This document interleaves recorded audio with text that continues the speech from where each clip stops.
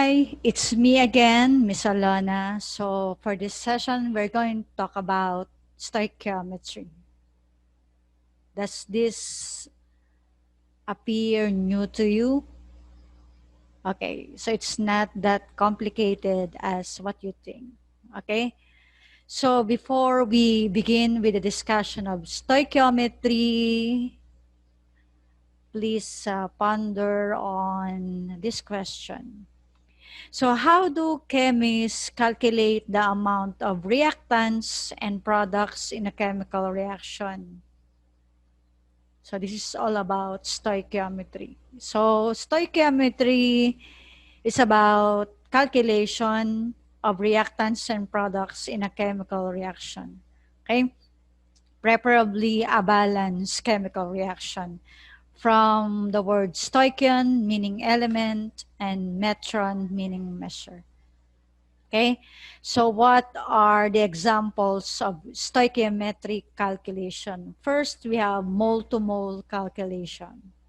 Okay, so when we say mole to mole, the given is mole and the unknown is also the mole. Example, consider the reaction between ammonia and oxygen to form nitrogen and water. So using the balance equation, 4 moles of ammonia reacts with 3 moles of oxygen to produce 2 moles of nitrogen and 6 moles of water. Okay, again, take note how many moles of oxygen are needed to react with 8 moles of ammonia. So here in mole-to-mole calculation, you just check the given mole and the unknown. So you always go back with a balanced chemical equation because that is what is stoichiometry all about. So from the problem, given 8 moles of ammonia. So how many moles of ammonia is there in a balanced equation? So that's 4. Okay, and then mark X for the unknown. The unknown there is oxygen. And how many moles of oxygen are there in the reaction? Okay, so it's 3. So you see, it's just 8 is to 4 and X is to 3.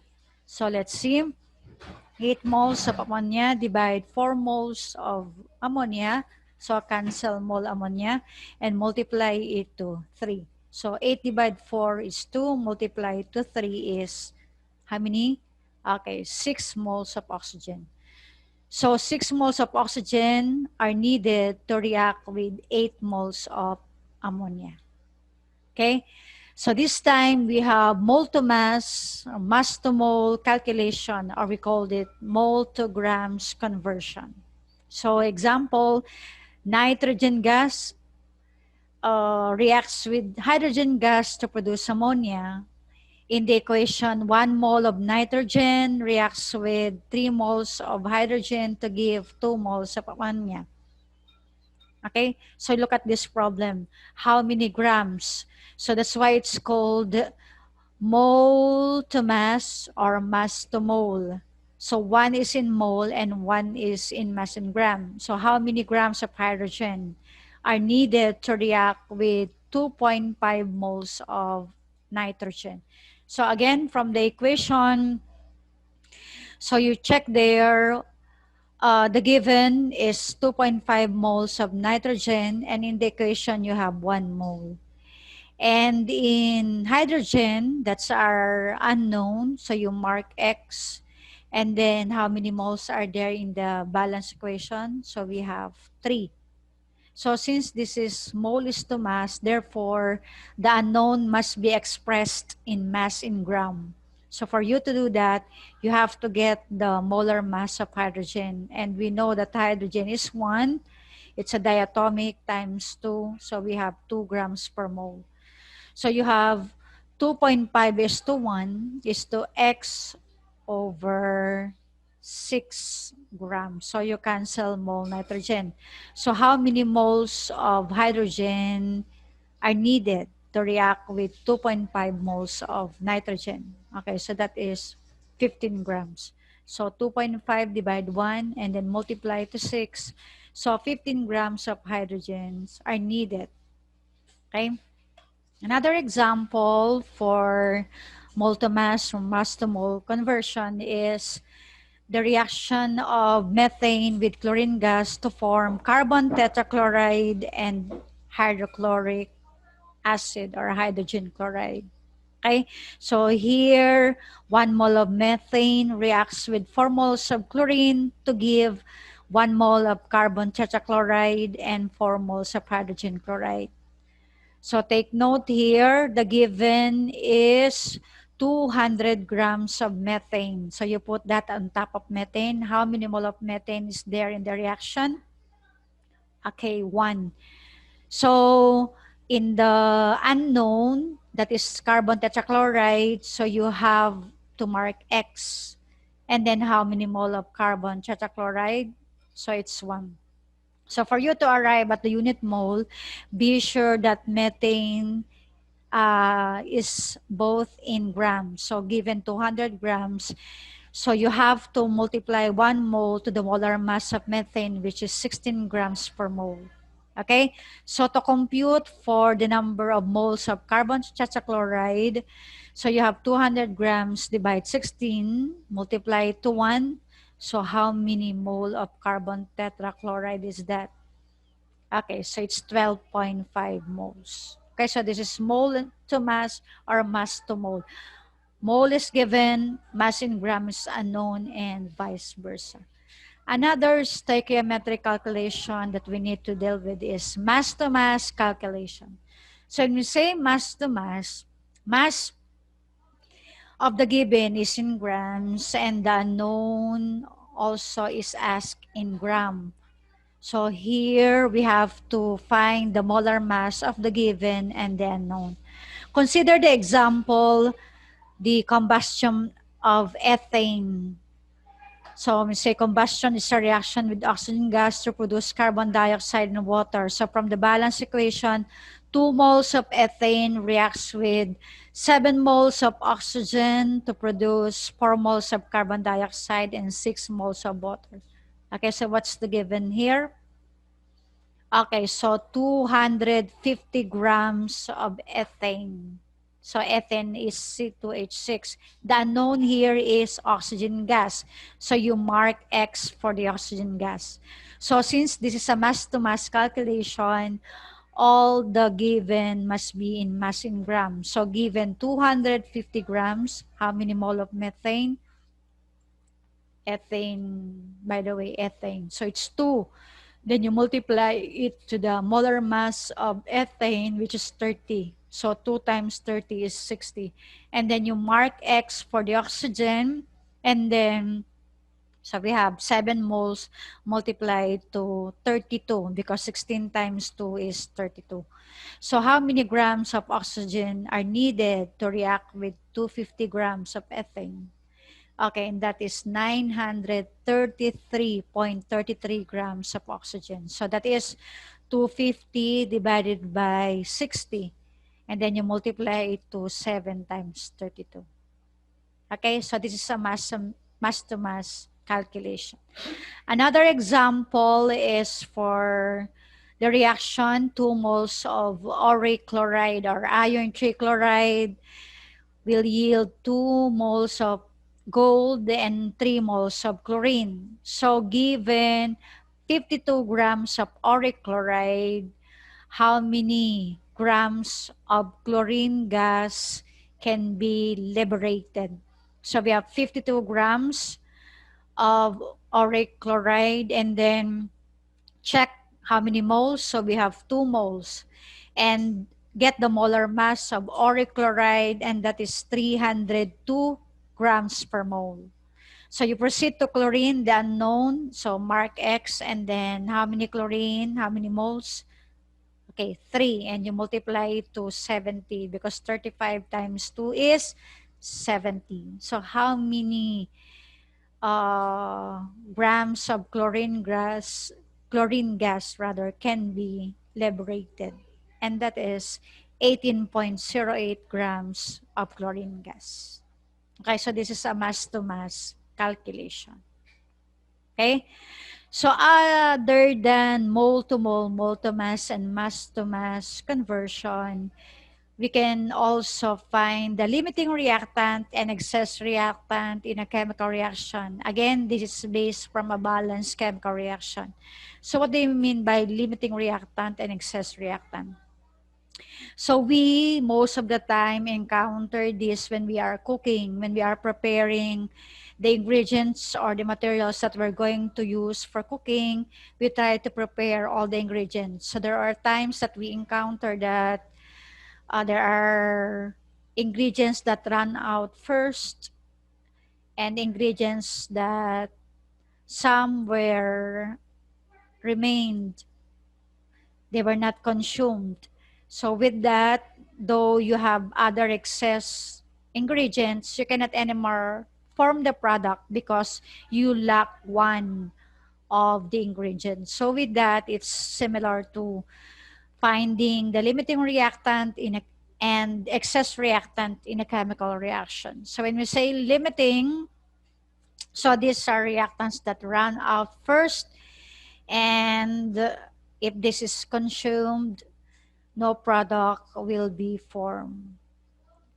Okay, the one that limits the formation of product. On the other hand, excess reactant are the leftover or the reactants that retains the same amount after the reaction.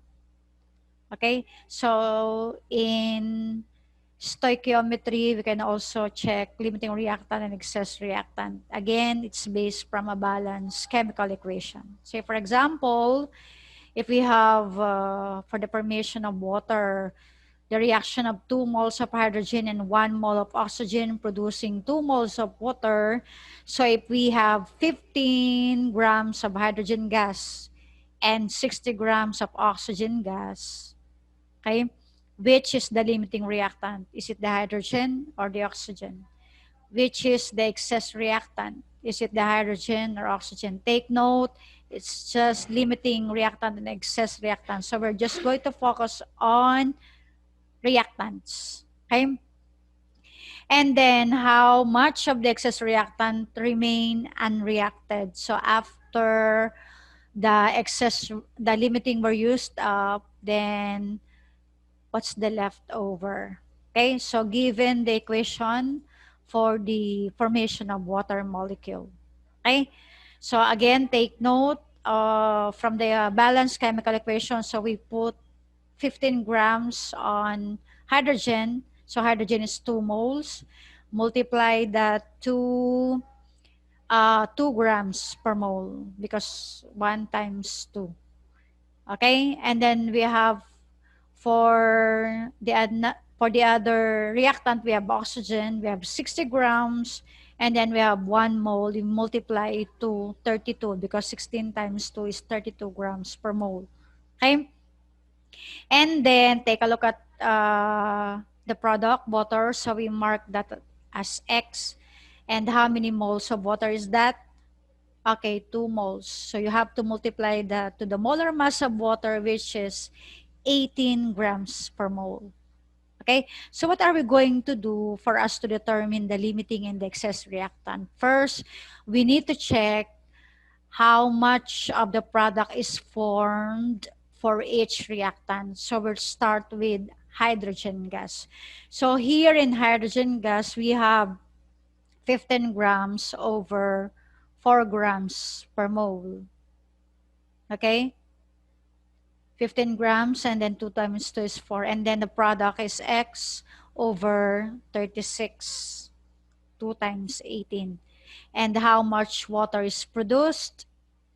Okay, so it's 135 grams of water. Okay, that's for hydrogen. If we are going to look at the formation of product for the other reactant, which is the oxygen, so we have 60 grams, we divide it to 32 grams. And then for product is X over 36 grams. And how many grams of water is formed? Okay, 67.5 grams of water.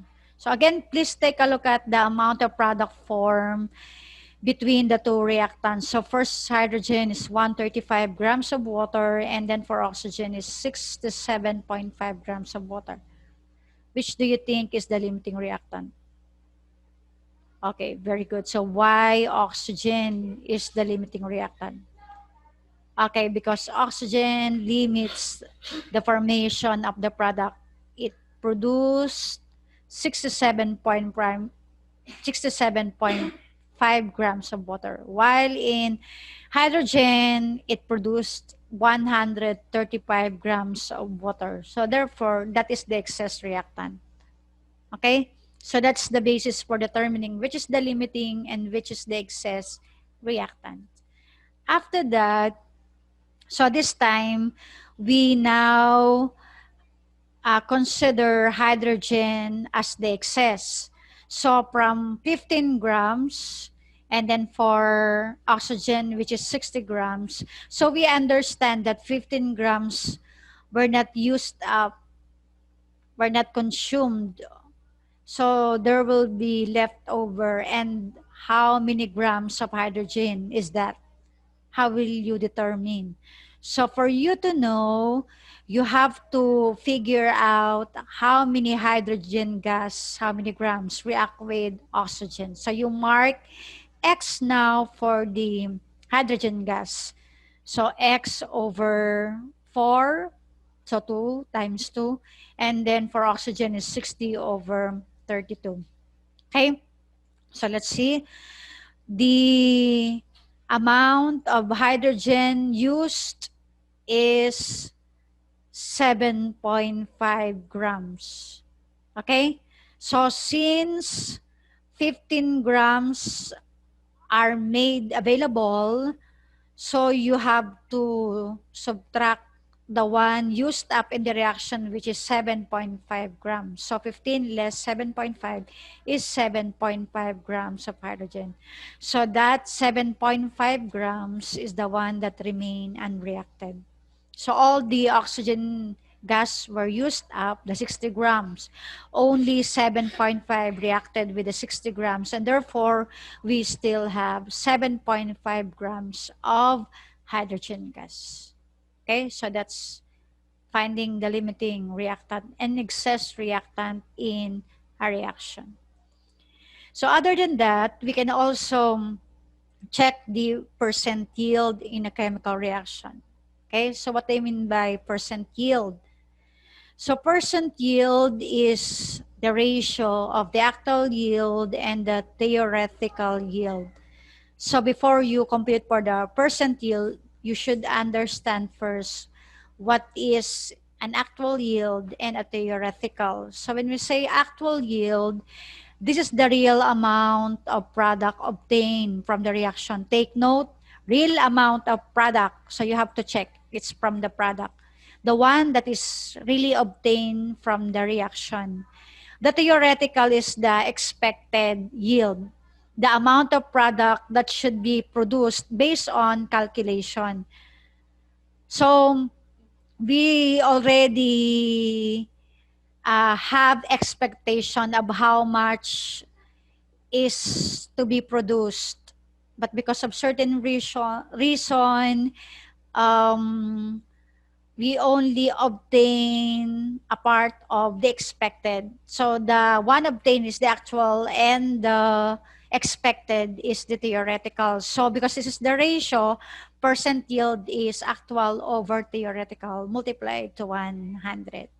Okay? So given this example, so how to calculate the percent yield. So when calcium carbonate is heated, it produced calcium oxide. When calcium carbonate is heated, it will produce calcium oxide and carbon dioxide. Calcium carbonate, 1 mole, when heated, will produce 1 mole of calcium oxide and 1 mole of carbon dioxide. So if the question is, what is the percent yield of this reaction if 24.8 grams of calcium carbonate is heated and you obtain 13.1 grams of calcium oxide? So take note, 13.1 gram there is the actual. Take note, it's a product. Calcium oxide is a product, and that is what is obtained in the reaction, 13.1 grams.